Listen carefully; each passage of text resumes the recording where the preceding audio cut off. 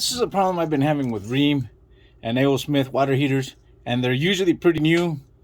And what happens is that the pilot light won't stay on anymore, so of course it doesn't work anymore. If you don't have a pilot light, we always think it's going to be the thermocoupler.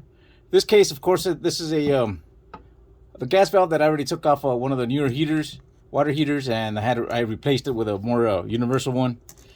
But I kept it, and yesterday I was fixing another one. And of course, I thought this valve didn't work anymore because I had already tried a new thermocoupler and it didn't work. This is just a used thermocoupler that I'm trying on this, just for the demonstration of the video. But what happens is, of course, we always assume, well, the thermocoupler is bad, so we clean it or we change it or we test it, and the valve still won't open. The pilot light won't stay on, and we always think, well, the valve is bad. We got to change the whole valve. And yesterday, I found out that I'm gonna take this thermocoupler off. These valves, this is the A.O. Smith and the Rheem, probably other ones too. They have these little wires. I don't know if they go to some kind of a heat sensor or limit switch or something like that. I'm not exactly sure where they go, but what happens is something happens here. That's what makes the valve actually not work. This little plastic piece is actually removable. You can remove it. As you can see on both sides, it looks like it just continues a electrical current.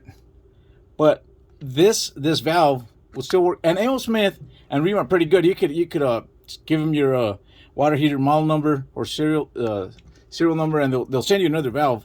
But this is an actual real fast, real good fix. And you could actually connect your thermocoupler right into the valve itself. You got to tighten it, of course, and eliminate this thing. It really doesn't work. Anytime I've changed these valves, I always end up using a more of a universal valve that doesn't have anything like this.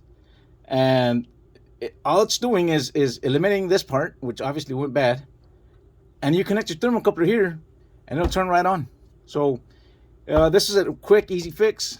It'll save you some time waiting for a valve on the mail, and hopefully this video helps somebody out.